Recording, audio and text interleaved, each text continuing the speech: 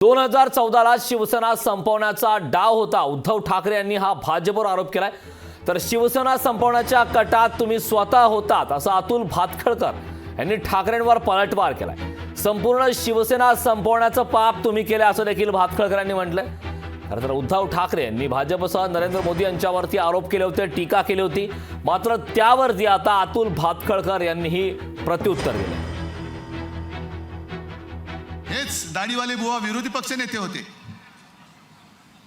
त्यावेळेला ती व्यक्ती माझ्याकडे आली आणि मला त्यांनी स्वच्छ शब्दात सांगितले की उद्धव, मला पहिल्यांदा तुझं अभिनंदन करायचंय. म्हटलं का?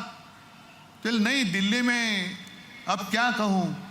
म्हटलं क्यों आए तो कहीं डालो ना. आता काय आलात कशाला मग? नाही म्हणे, दिल्लीमध्ये अशी चर्चा होती की अब बालासाहेब तो नाही रहे. 2014 साली, म्हणजे बघा किती हरामी लोक आहेत. 2012 साली शिवसेना प्रमुख, त्यांना असं वाटतं की आपल्यातून गेले, पण आज सुद्धा बाळासाहेब आमच्या मनामध्ये आहेत. पण 2014 साली दिल्लीत हा विचार चालला होता कि अब बाला साहब तो नहीं रहे, ये उद्धव अकेला कुछ कर नहीं सकता और ये शिवसैनिक हैं, उद्धव के साथ जा नहीं सकते. अब समय आया है शिवसेना को खत्म करो. शिवसेना को खत्म करो.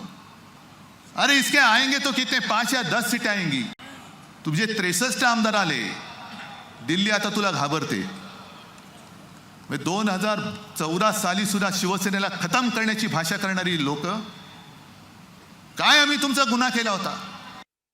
2014ला शिवसेना संपवण्याचा कट भाजपने रचला होता असं उद्धव ठाकरे म्हणताय.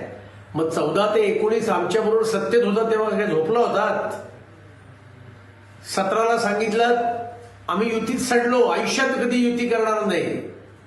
आणि मग 19च्या लोकसभेला युती केलीत, 19च्या विधानसभेला युती केलीत.